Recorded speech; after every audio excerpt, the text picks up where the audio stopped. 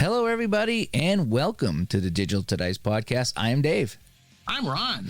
And yeah, a little crazy schedule with Black Friday and the Black Friday show and Thanksgiving and all that, but we're back here on Wednesday, December 15th, hopefully back to a normal schedule. Well, until Christmas. Until Christmas. For this week, anyway. Yeah, we tried to record something over the weekend, but I was at the hockey rink doing broadcasts all weekend long, and I just didn't have the voice to do a show or the time, really.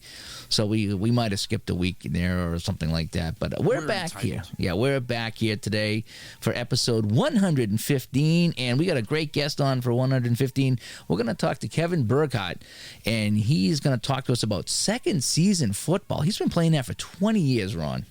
20 years, almost right from the start. Yeah, so we're going to talk to him about the early days of that, and we're going to talk a lot of second season here on the show. Ways to get a hold of us. digitaltodice.com is the website. 978-751-DICE is the text line. 978-751-3423.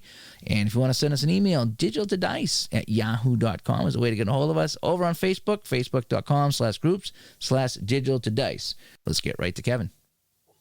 Joining us on the Dice line, we have Kevin Burghardt, and he is a longtime player of second season football. We're going to talk to him about that today. Kevin, welcome to the show.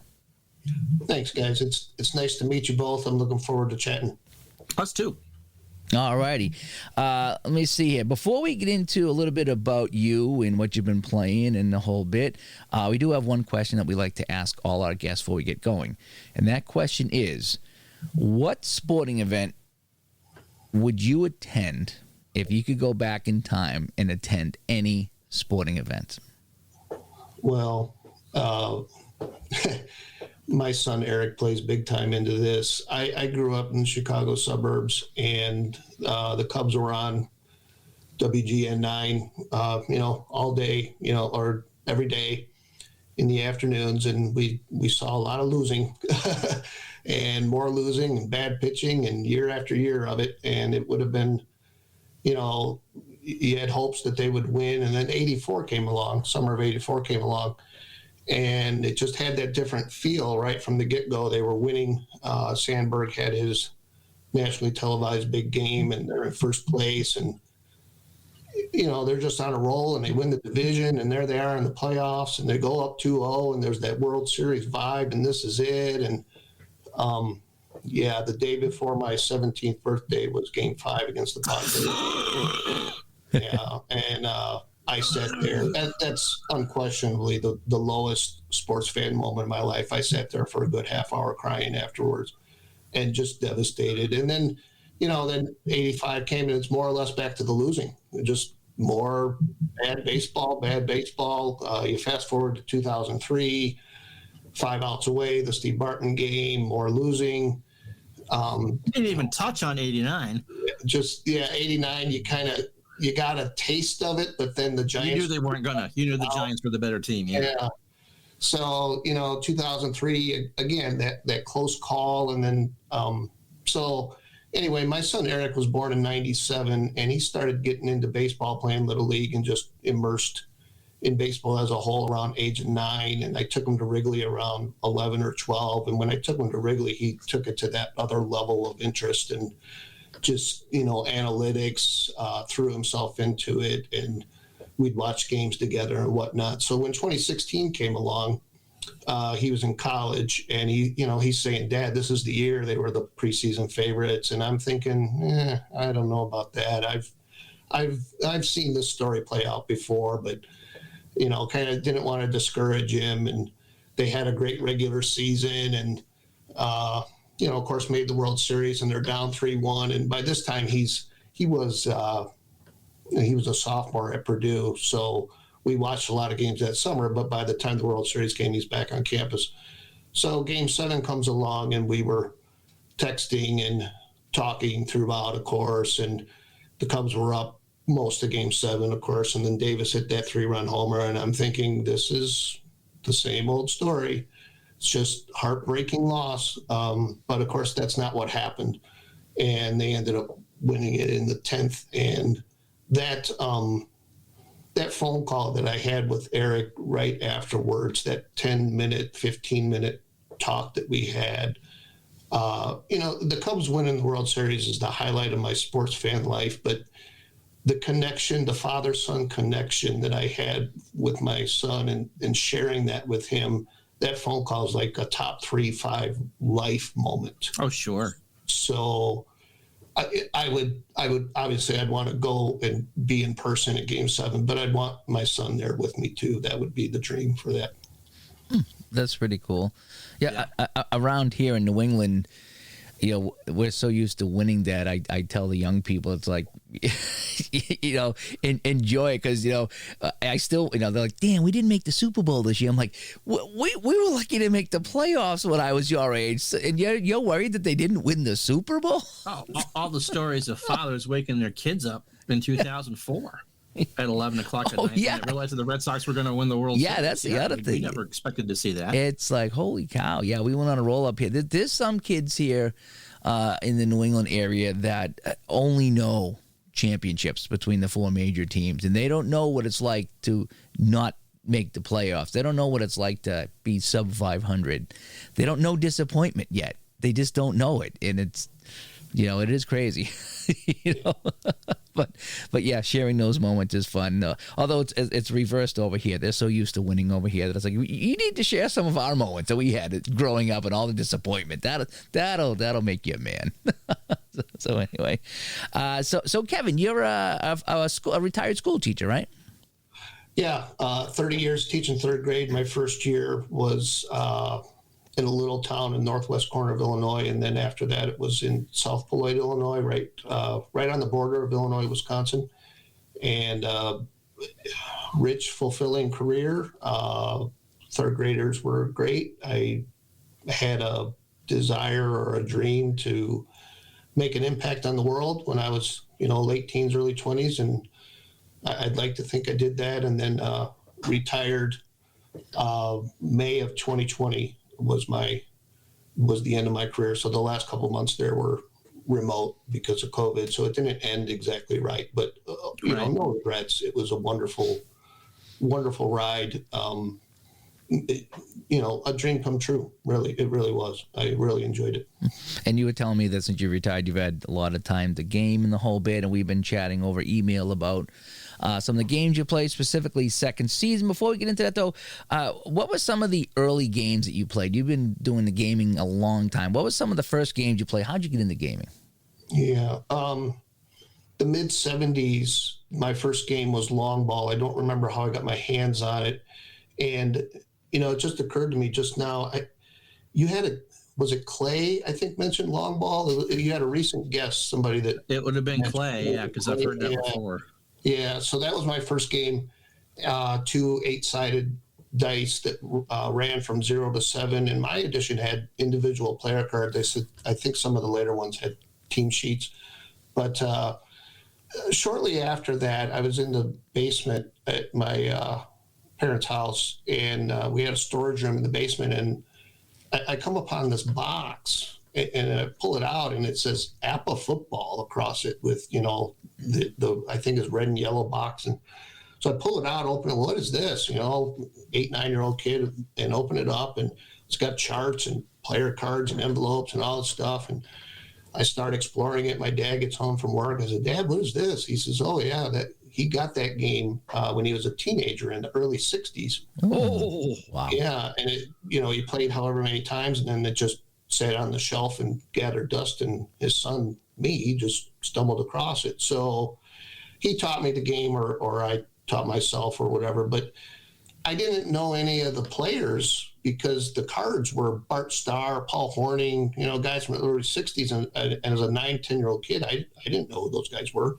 So I liked the game, but I didn't really get into it because I didn't have the proper cards in front of me. So I think it was that Christmas I got the latest Apple football set, and Roger Staubach, Terry Bradshaw, Dorsett, and now we're in business. Now I'm like, okay, now this is a lot of fun. These are the guys I see on TV, and with that mailing, with the cards, they had a APA baseball brochure in with it, and I didn't know APA baseball even existed. So looking over the brochure got me all fired up, and at some point there in the next few months, I got the Apple baseball game. And then those two were the main ones of my childhood. I had, dabbled in pro photo football, NFL strategy, strat, baseball, strat football. Another thing I, just thought of just in talking about this, I mixed board games in, the old electric football teams. With electric football, you had that quarterback with that little foam football, and you'd have to pull back his arm and hit the guy with the little foam football. So what I did, I'm sure it was a rudimentary chart for a 9-year-old, but I made a chart of how far the pass was and how close any of the defenders were, and you'd roll one die, and that would tell if the pass was complete or incomplete. Oh, nice. Okay. And again, it was a 9-year-old kid, so I'm sure it wasn't. So Bears or Packers? For me, Bears. Okay, yeah. So the Bears, it was always a 6, and for the Packers, you just lost it completely, right? So just board game, sports, just baseball cards, playing baseball, seeing football on TV, board games. What I just described with electric football, it was dominating my life. It was just the center of everything in my life. It was just glorious back then. Yeah. So what got you into playing second season? How'd you get into that, and when did you start playing second season? So I found it in 2001 on Play.com. It just started in 2000, and I'm not sure exactly how I came across, but when I saw it, I said, well, this looks fun. This looks different. So I scooped it up. And when it arrived, that first look, I'm like, well, this looks great. And my children were toddlers at the time. And of course I was teaching full time. So it would be, a little 15 minutes when kids were, watching something on TV or napping, and I'd look at this and I go, well, this looks great. And then I'd be needed somewhere. So I didn't really get to throw myself into it until they grew up a little bit and I just had a little more free time. But as I had more free time and got into it, I just became amazed over and over at the depth of the game and the playability of the game and the statistical accuracy. And every time I would sit for however long and play a half or a game, I would be looking forward to the next time I could sit down and play again. And I'm sure that's true for many gamers and many other games, but became, addictive. That's the best word, addictive. So, how has the game changed since those early days you started playing it to now? And I assume you're still playing it now, right? Oh yeah. 20 years now. Now I have more time, and yeah. So what are some of the changes that have been made to the game? Or what have you seen in that over the 20 years? Well, if you go back at the beginning when it was first sold, of course it had the original game booklet at the beginning, but the team sheets came on a full 8.5 by 11-inch piece of paper, and the defense was at the top, the offense was at the bottom, and then you folded it in the middle. Okay. And then you flipped it back and forth. And those original sheets had partial player names, like maybe Brad Johnson was like B. John. And I don't know much about copyright stuff, but I'm guessing that's what that was. They were trying to skirt around it, yeah. Yeah. And 2003, Keith added the mobile passer ratings and the bomber passer ratings. And just before talking to you guys today, I grabbed my Atlanta Falcons folder with all the Falcons teams that I've accumulated over the years. And I saw that in 2002, Michael Vick did not have the mobile passer rating. In 2003, he did. So, of course, he's the first guy that came to mind. And then 2004, it got handed off to Replay. Keith had some life changes, and Replay had it from 2004 to 2009, and the booklet that Replay put out had tabs. In fact, that's the one that I still use today. It had tabs to help with that page turning, that page flipping that a lot of people had problems with at the beginning. And Replay also added the finder columns, the team interception rating, team fumble, team penalty ratings that you see now. 2010, it went back to Play, and then the team sheets went to a half sheet of paper, double-sided, where you weren't doing that, folding it in half anymore. And then I think the only other change is 2014, when the game booklet was completely revamped for less page flipping, not revamped in the results sense. But I remember reading about this on the Delphi boards back then, of people liked the game, but they didn't like all the page flipping.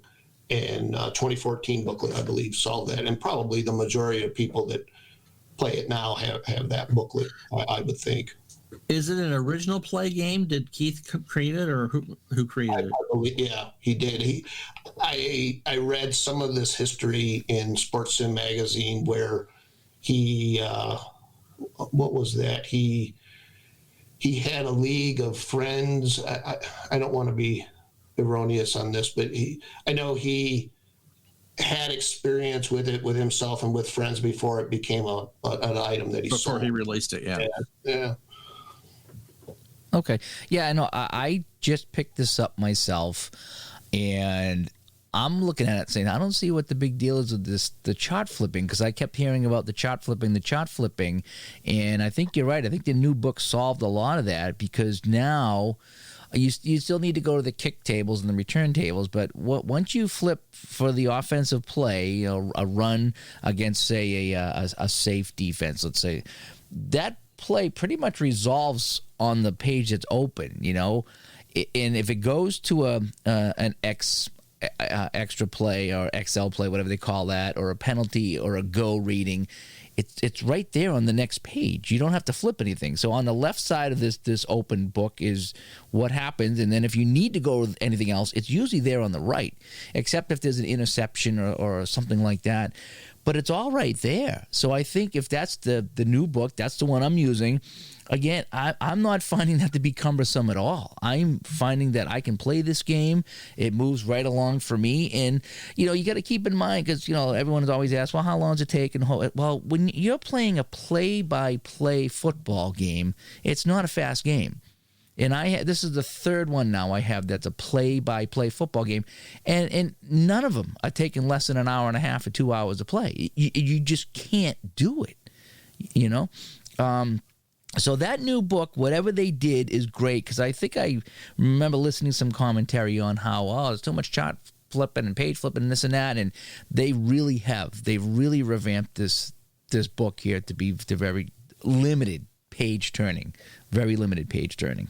So that not only saves on the time, but you'll find how I don't know how often you'll play, Dave, and how as the years go by, but you'll find your game time will cut down just from memorizing different chart results. I saw one of your videos where you rolled a 22 on a medium pass, and as I was watching it, I immediately thought interception chart.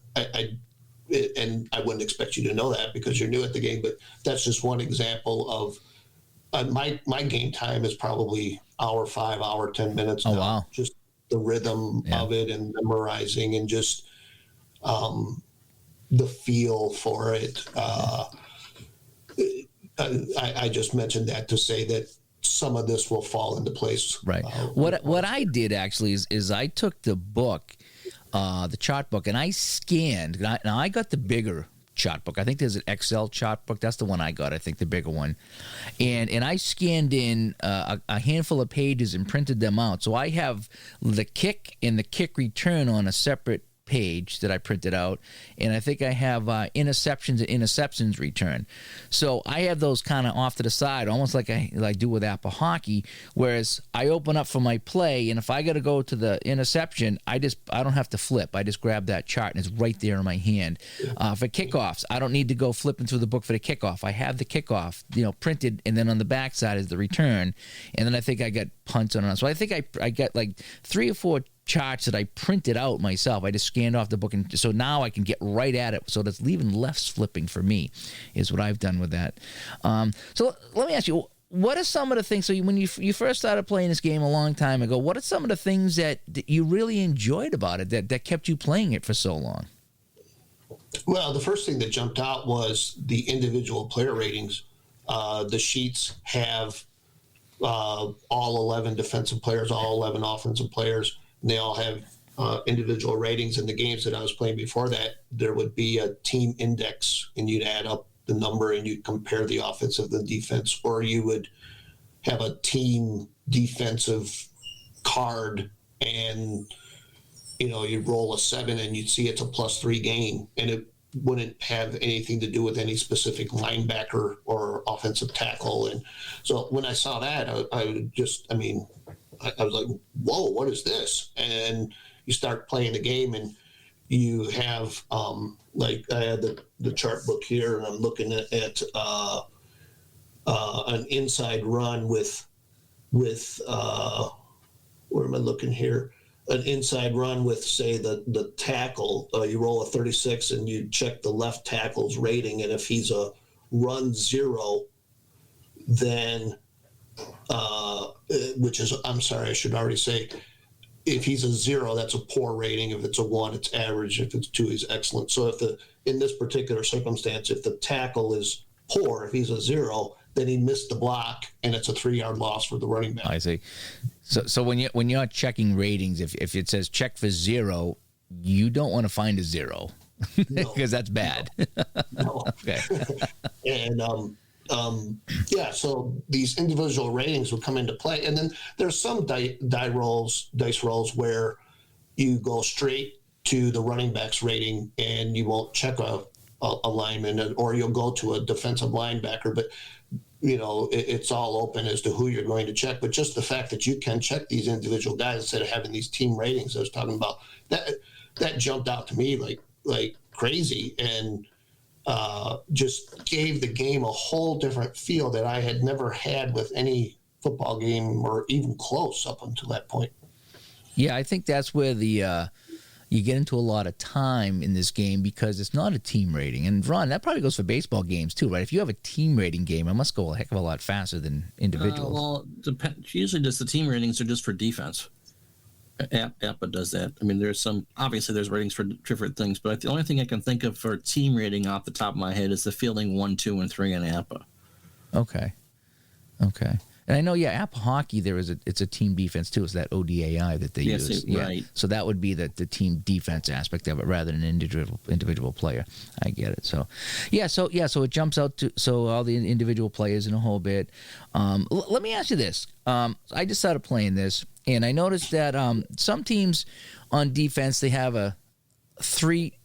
I guess it would be 3-4 because they get the 3 linemen and then the four linebackers. And other teams have the 4 linemen and 3 linebackers.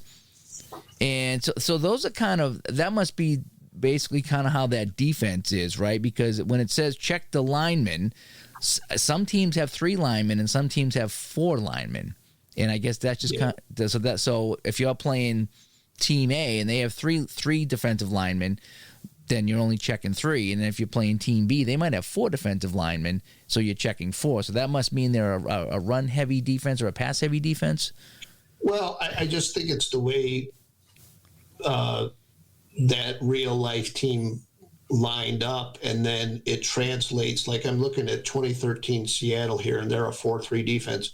So their line are the boxes HIJK on the team sheet, where a 3-4 defense, looking at last year's Tampa Bay, they're IJK. So that H is not there on the line, and that H is now one of the linebackers in the 3-4 setup. So I think that's what you're talking about. It's just set up differently. Okay, so each team has Wasn't different. Tom Landry the one that came up with the 4-3, either with the Giants or the Cowboys? I think that was Landry's invention. Good question. I'm not sure on that. Honestly, I always saw 4 linemen, and the first time as a kid, remember seeing 3 guys rush the pass. And again, this is just my recollection of me watching football as a kid. It was actually the Oakland Raiders, and I don't know who they were playing, if they were playing the Patriots, whoever they were, but they rushed 3 guys on the passer. And I remember saying, boy, that's odd. They're only rushing 3 guys on the passer because everybody rushed 4. It was always 4 rushing the passer. And I remember they rushed 3, and I was like, they'll never sack him with 3 guys. What are they doing that for? I thought it was so odd. But the Raiders were the first team that I remember seeing rush 3 for the passer. Not saying they were, but that's just how I remember it. Matt knew what he was doing. Yeah.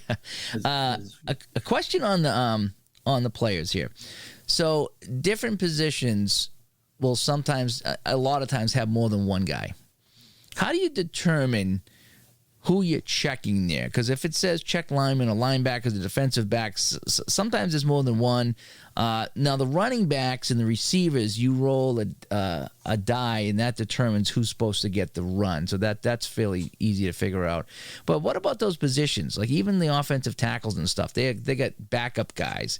How do you determine which guy you're going to look at, or do you always just go with the starter? Yeah, I go with the starter.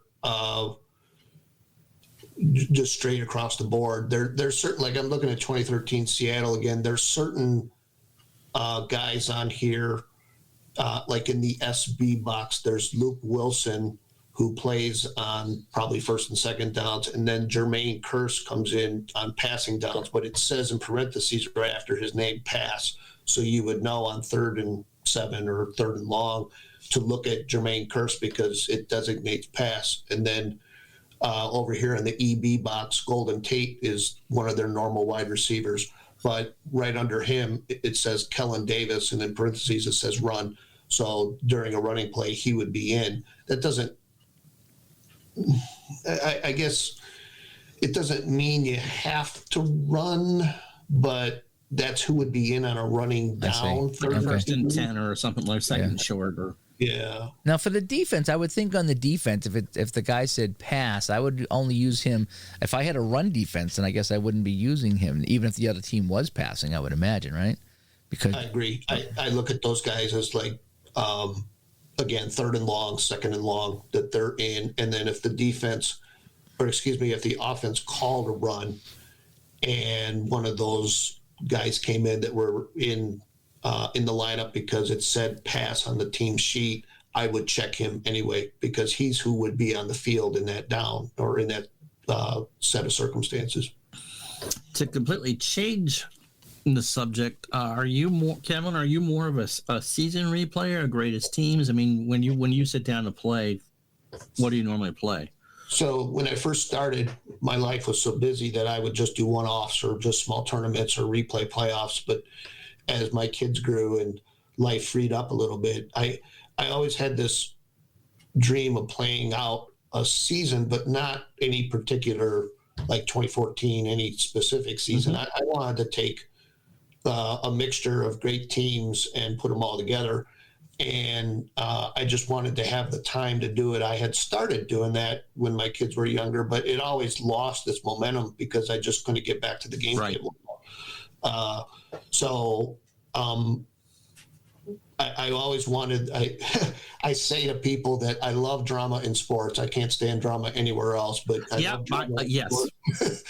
And I wanted the drama of like the real NFL season that's going now. Teams are battling for the 1 seed of the divisions and trying to get the wild card mix. That's what I wanted. So I played out full seasons the last several years instead of these playoffs. Yeah. And I'm sure the 85 Bears have had a special place for you. Yeah, they were in the great team setup that I had, and they won the division and lost a playoff game to the 99 Rams in the divisional round. Well, they were the greatest show on turf. So yeah. Every time they were out there was just that little extra fun. You know, I wasn't going to do anything to skew any of the results, but man, it's fun having Walter Payton out there and I bet. Oh yeah. Right. How does that go for you for cross era stuff? Because certainly the 85 Bears and the 99 Rams are polar opposites as far as they are. That particular setup had every franchise's best team, which sometimes is debatable which the best team is, but every team's best team from 1975 to 2019. And I ran into problems, exactly what you're talking about, like the 76 Raiders with Ken Stabler, his interception rating, I think, was a 6. Through the roof. And then you've got, Aaron Rodgers with like a 1 or a 2. And it just, if I had to do it all over again, I would learn more about normalizing to fix some of what you're talking about. I would think that kickers would be tough if you did that, especially if Pittsburgh's team was like anything with Roy Jarella. Yeah. The Raiders had, I think it was Earl Mann. Earl Mann, straight ahead, and and they would have to get down to literally like the 10, 12-yard line to make that field goal a strong chance of being made. And so they're 4th and 5 on the 20. And, nowadays, that's a chip shot now, yeah. Yeah, and I'm sitting there, and I'm like, well, they kind of got to go for it. He has like a 25% chance of making this kick. I'm not going to... I've been playing a lot of inside blitz on the computer is what I've been playing. And I'll be on the 18-yard line, 4th down, and it say, do you want to go for it, punt, or field goal? And your field goal percentage from the 18-yard line is like 35%. From the 18-yard line, it's like, what's going on here? 35%? We are so spoiled today. Oh, yeah, it is. Let's talk a little bit how the game plays. So in case anybody's wondering, hasn't played this game. So how it plays is that, you roll for the kickoff, you roll dice for the kickoff, and it tells you, how far the kickoff goes, and then you roll for the return. And then once you get into gameplay, what I really like about this, and I'm looking at the chart now, is the chart is set up in different areas. So let's just say I have here outside run versus safe defense. And I roll dice, too, for both offense and defense to see what they're going to call, except in certain situations when it's an obvious pass or something like that. Then I'll override the dice roll. But what happens is the early dice roll, and I say early meaning the low rolls, 11 to 23, and you're rolling two d6, 11 to 66 is what we're rolling here. And so 11 to 23 really relies upon the runner in his rating. So and I just started to learn that because I was like, okay, good. So all the low stuff, that'll go directly to the runner. I'm not going to worry about anybody else. But then from 24 to 66, that's when you start checking other players. You can check, the centers, the guards, the tackles, the quarterback. Anybody on the field is really eligible for a check after you get past roll 23, number 23. So from 24 to 66 is what I said. And to take that even further, so this game doesn't get boring, is they've divided it into 4 quarters. So if you roll a 24, you got to look at which quarter you're checking. And that could be a different check for each quarter. Not necessarily, but sometimes it is. If I roll a 41 here, for example, I'm looking at TA in the first quarter, EB in the second quarter, GB in the third quarter, and FB in the fourth quarter. So I got 4 different checks depending on which quarter it is. And it's all right here, too. You don't got to go anywhere. It's all right here in the chart. It's laid out really nice. So I really like how the 4 quarters come into play. So you roll the dice, and if you don't get that 11 to 23, if you get 24 or higher, you look at what quarter you are in. You check the player they're referring to, and then you go to the rated column, and it says, run 0 or run 2 or whatever it is. And so that person you're checking to see, are they good or are they bad at that position? If they are, then you go to the yes column, and if not, you go to the no column. Once in a while, you'll be directed to go to the next page for like a terrific gain or a rare play or unusual play or a penalty. But it's all right here, and that's how it lays out. Roll the dice. You just look in the first column. If it's a check to see, who is this guy a 0? Yes, do this. No, do this. And then the play is usually over, unless something really crazy happens with dice rolls. But that's how it plays out. A lot of these plays can be resolved in just a couple of seconds. Some take a little longer, like any other play-by-play football game I play, depending on what happens. If you get a flag and an interception return, and then another flag, yes, it gets complicated, like an actual football play was. But a lot of times you look down and it's like, is the tackle a run too? No, he's not. Okay, it's only a 1 yard gain. The next play you roll is the linebacker a run too? No, he's not. Okay, good. That's good for the offense. You get an 8 yard gain, things like that, and it resolves pretty quick like that, and I enjoy that. So pretty much that's how it plays, Kevin. I would say I don't know if I know the percentage offhand, but certainly the majority of the plays are resolved in 1 or 2 dice rolls, and you're moving along. Of course, if you get a penalty or if you have to go to one of the X charts, like you were just saying, then you have another dice roll. But when you're in the flow of the game and that happens, you're not thinking, oh, another dice roll. You're thinking, oh, where is this taking me? Yeah. And the drama is getting amped up. And exactly right. Somebody made a comment on my YouTube video I did of this. Somebody made a comment. It's like, 5 dice rolls for a 26-yard gain. And first of all, it wasn't 5 dice rolls, but I see where he was coming from. But at the time, like you said, I rolled the dice and it's like, is such and such a whatever? Yes, he is. Go to the chart. Ooh, roll the dice. Okay, is he this? Yes, he is. Go to the go chart. Ooh, this is getting better. And like you said, you can feel him break through the line, get into the secondary, and then you roll that third time, and it's like, okay, he gained 26 yards. And that's how it played out. And again, I wasn't sitting there like, oh, another dice roll. I was like, I could just picture him moving down the field and making a cut and juking around guys, and then you finally get the final die roll to tell you how long the play was. So I get that. So even though sometimes you do roll a lot, there is that, okay, something big is really happening here. It really is, Yeah. The only time I would say I ever get frustrated with that is when I get the offsetting penalties and you have to roll twice to see how that's all resolved, and you had already rolled for the play, but that's football. Real football has offsetting penalties, so it's a part of the game. If it's in real football, it's in this game. There's no other way to say that. And the other thing I like about this game too is they have I'll call it basic and advanced mode.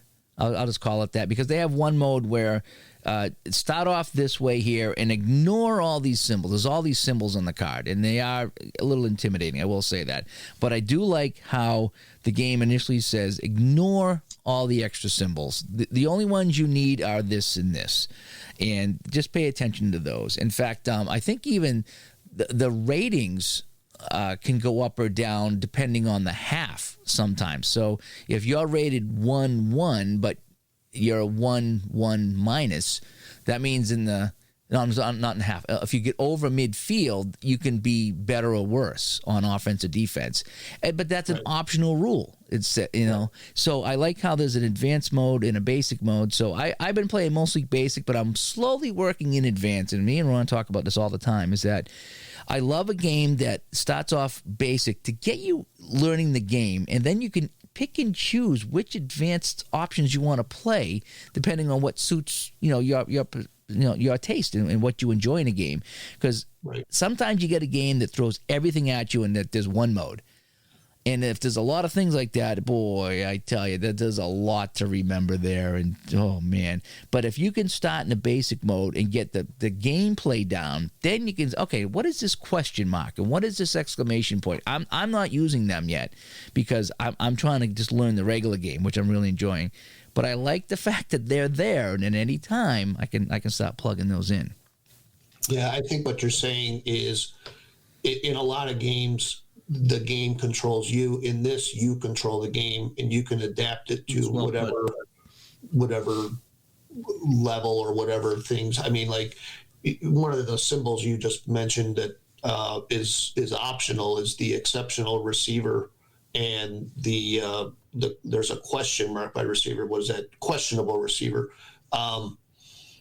I've had plays where it says incomplete, but the booklet has that little exclamation point, which means to check the receiver and see if he has that extra level where he can make that outstanding catch. And those are the kind of plays, third and 10 late in the game, and you pass it to Mark Clayton and it says incomplete, but check his exceptional receiver rating. Oh, he makes the catch, keeps the drive alive. I mean, that's the stuff makes you jump out of your chair sometimes. Yeah, that I really do like that. I like that there.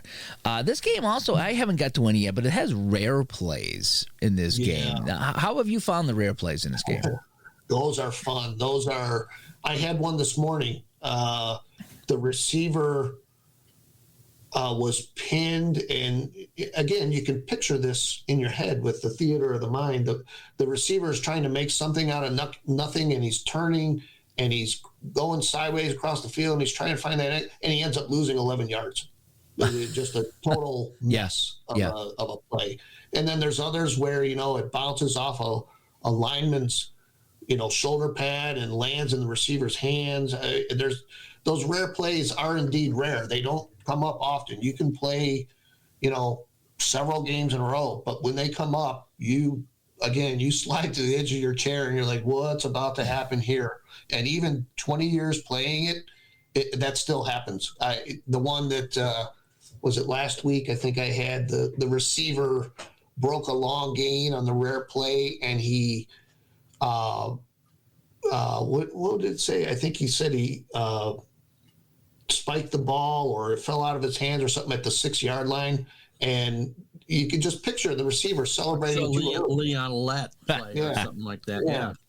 And again, this theater of the mind that this game brings, it's never ending, and it just. I like all the extra things like that. I was just flicking through the rare plays, and I saw at the back of the book that they also have video reviews, and they also have weather effects. So again, more layers if you want to add. Like, I haven't played either one of those yet because I'm just starting out, but I like the fact that they're there, and I like the fact that I can try them, and if I like them, I'll stick with them. And if I don't, then I don't have to use them. And there's another one that I think you two have more exposure to other games overall than I do, because I play so much second season. So you can speak to this question that I have for you. Do other games bring home field advantage into it? Because this game certainly does. And a lot of games do, yeah. They do? Okay, because my percentages for home field is about 57-58% of the time the home team wins. That's about right. Yeah, and it's just they're sprinkled in the result charts. Doesn't help the Lions, but that's about right.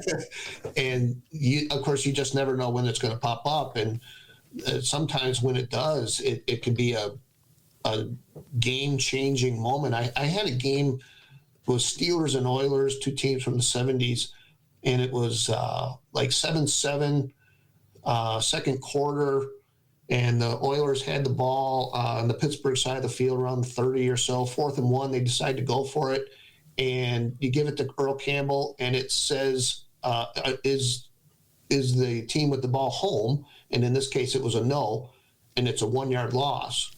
And if they were home, it would have been the XR chart, which means he more than likely would have got the first down. And I just pictured in that moment, those terrible towels waving. Yes. And just like the crowd fired up, and they got the line fired up, and they stuffed Earl Campbell because of the home field advantage in the game. And again, the theater of the mind of this game is so powerful. The one thing that Play Games do really well is like you're watching it on TV. Mm-hmm. The racing. I haven't played the baseball yet, but I got the golf and the racing and the hockey to a lesser extent, I think. But the golf feels like you're watching it on TV. It does. And the racing does too. In this game here, the more I play it, the more I feel like I'm watching it on TV. Kevin, is there one game in particular that made you go, aha, I love this? What was your aha moment for the game? There actually was. It was one of these little tournaments that I was playing. It was mid-2000s, and it was a shootout, Cowboys and Giants. And Romo, the Cowboys had the ball. It was a 3rd and goal at the 4. And it was a short pass call, and it said to check the defensive end, who was Michael Strahan, and it said, is the defensive end a 2? If he is, he bats down the pass. And if it's not, it would have been a touchdown. And of course, Strahan was a 2. He batted down the pass, and the Cowboys didn't make it on 4th down. And all was right with the world. What? And I just sat there and I just said, "What just happened? What a specific individual player just saved the game for a team." And I had never had that gaming experience with a football game ever, where an individual player, a non-skill player, determined the outcome of the game. So yeah, that moment, that's I was like, cool. Yeah. And does your son interested in all this? Because you talked earlier about you finding your dad's games and the experiences with your son. Is it something that the two of you share when he's home, or? We don't share second season. Eric has very narrow focuses on college basketball, specifically Purdue. So he's having a good year so far this year. Yes. And baseball with the Cubs as his focus, but just MLB as a whole. Right. Outside of that, he doesn't really care about football for some reason. So he's not exactly like me. Yeah. No, I would kind of relate more with him with that. I'm not a huge fan of modern football, although you did make me smile when the Giants beat the Cowboys. So for people who may be on the fence, how does the game play Solitaire? And because some engines are good for Solitaire and some are boring. So how would you rate the? I've played head-to-head. I've probably only played 15 times over all these years. The game was made to be a solitaire game. Okay. And I know Davey just recently bought it. When I bought it, I don't recall an offensive play calling system in with the game. And as a result, I call the offensive plays, and I make defensive play calling chart that's matches with that offensive team's tendencies and what they usually call. Solitaire is just magical. It just, again, the theater of the mind, and you just lose yourself in it, and you're a fan, and when you're calling the plays, you're also the offensive coordinator. Right. You're just fully immersed in it to the point where I've had times where my wife is in the other room and she says my name, and I don't hear her until she says it the third time when she's over my shoulder, because I'm so immersed in the game. My wife will tell you the support group meets Tuesdays and Thursdays at 9. Tell my wife that. now, when you're calling offense, whether it's Solitaire, and I was thinking about just a minute ago, I was like, Ron, we could play 2-player. You call your play, I call my play, roll the dice, and I could do all the heavy lifting on my end. So that's something we could actually play head to head. Now, when you play this Solitaire or even head to head, Kevin, when you call a run, do you say I'm going to go run to Icky Woods, or I'm going to pass to Chris Collinsworth? Do you roll to determine who's going to get the run, or do you call who's going to get it, and do you just rotate on the honor system? I call it, but I can see on the stat sheet as I'm going if I'm pounding the ball with a guy too often, and I'll spread it out. And the same thing for receivers. I call it. Back when I started, there were no finder columns, so I just kind of got used to that.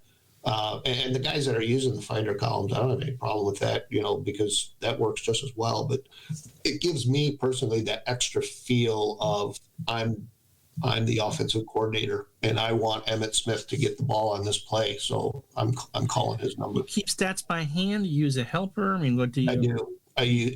I keep stats by hand on the play sheet that they've had out for years. Okay. Yeah. So I guess my last question is, there's a lot of different football games out there, and there are none that are really bad. There's a lot of good football games out there. If you've looked at second season and go, I'm really not quite sure, what is it that for you that makes second season the game of choice? Well, I think it's a combination of several things. I think it's the statistical accuracy is there, the playability is there, the narratives that we talked a little bit about are there. All of the extras that Dave talked about of,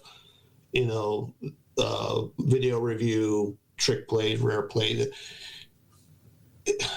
Everything is there that it just feels like football to me. It Yeah. Yeah, I would agree. I've played a couple of play-by-play type games, and one of them felt very generic, and it was fun. It just felt very, very vanilla. And another one felt very full, and this one feels very full. I feel like you get a full experience here. I don't feel like, because there's so many different results on charts, and that you get looking at first, second, third, fourth quarter for different checks to get to those results, that it's not, you don't feel like you're getting the same 10 or 12 results over and over and over and over. It's very different, and you can get a 1 yard run, a 1 yard loss, a 50 yard. I mean, it's just all over the place as to what can happen as it can in regular football, and so I like how it's very deep, but I don't think it's unnecessarily complicated deep. I think it's pretty straightforward.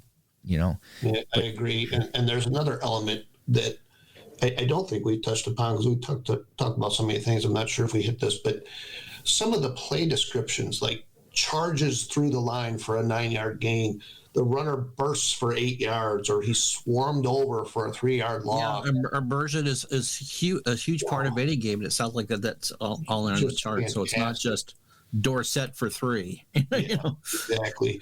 And then there's some play results. I'm thinking the first one that comes to mind is a short pass. Some of the 11 to 23 rolls, it'll have a little box that represents a D6 roll. So you're having like a 3rd and 4 call, and you call a short pass, and it has that result. So you have to roll a D6. I mean, you're on the edge of your seat here. Yeah. It's 3rd and 4. You're going to roll a 1. You're going to roll a 3. You're going to roll a 5.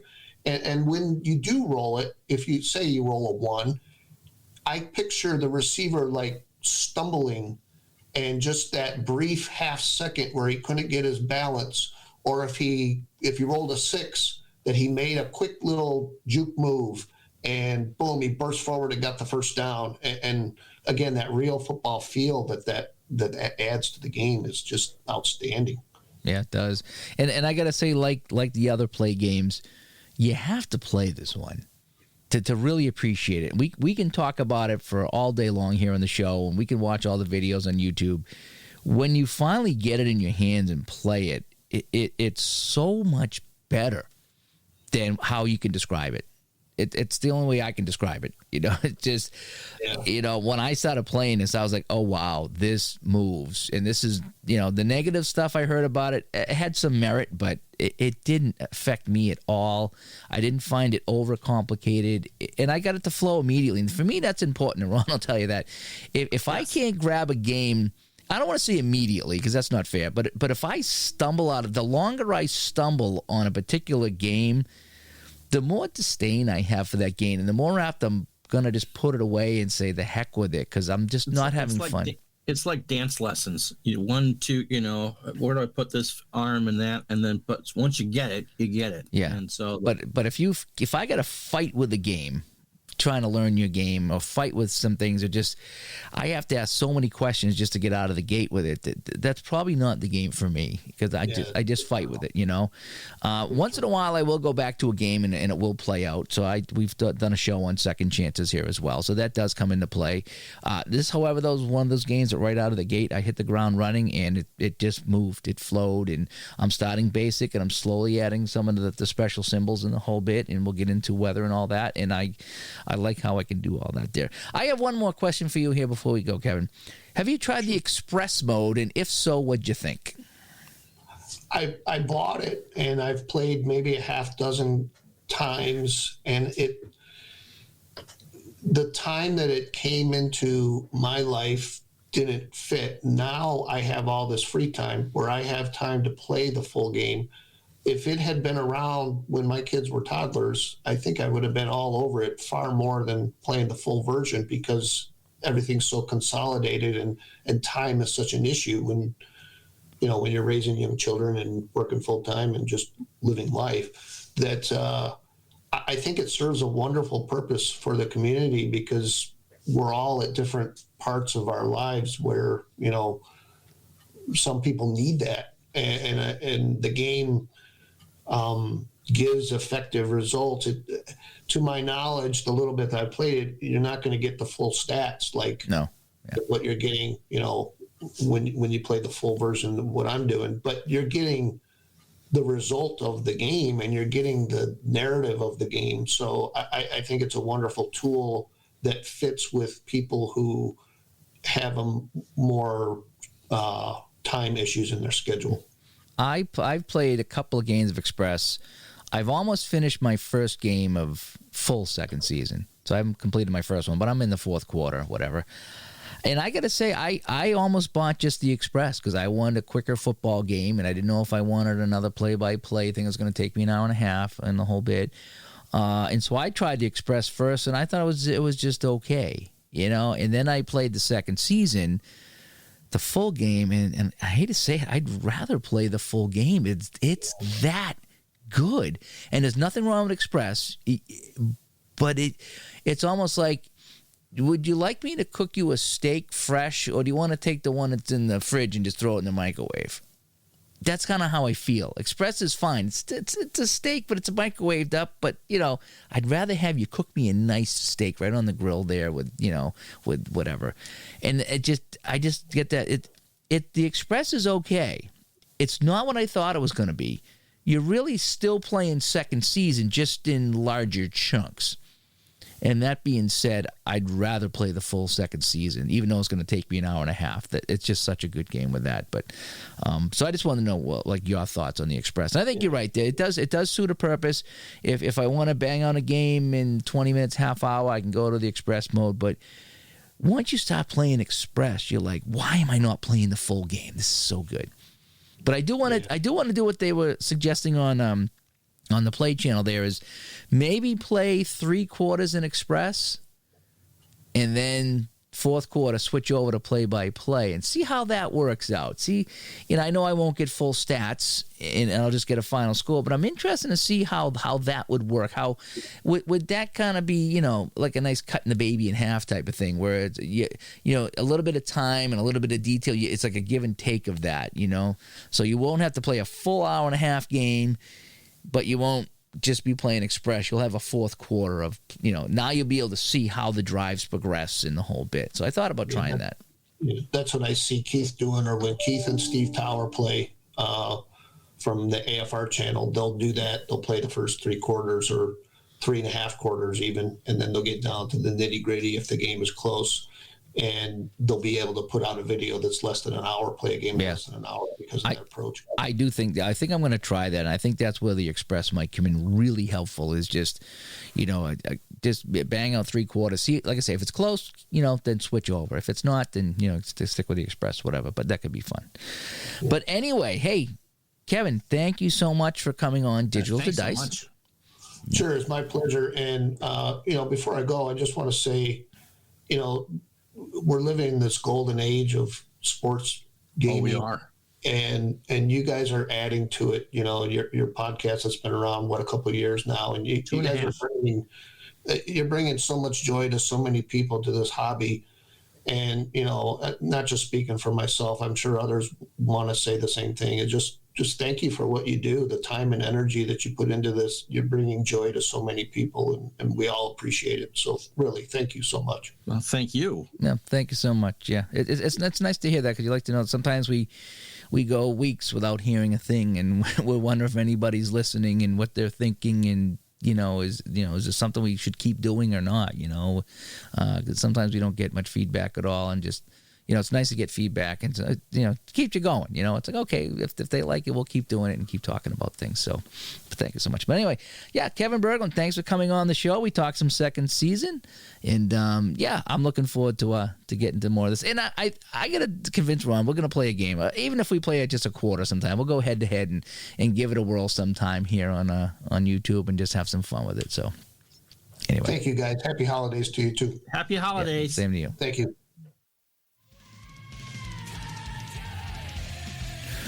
Yeah, by the numbers, episode 115 of the Digital to Dice podcast. A terrific talk with Kevin there about second season. Wasn't that wonderful? That was a fun time. It just the whole the human element that he brought to that interview was great, and with the story with his son, and just how the love for the game and how he just really likes this game. He brought that game to life for sure. It makes me want to play in any game, whether it's computer or cards and dice. You want them to come to life, and I think, did a really good job of making second season football feel real. Yeah, he did. Ways to get a hold of us. Digital2dice.com is the website. That's where we park all the shows over on our Spreaker page, digital2dice.com. 978-751-DICE. 978-751-3423 is the Dice line. Send us a text. Digital2dice@yahoo.com is the email. And over on Facebook, facebook.com/groups/digital2dice. Ron, thanks for joining me. As always. And until next time, bye-bye.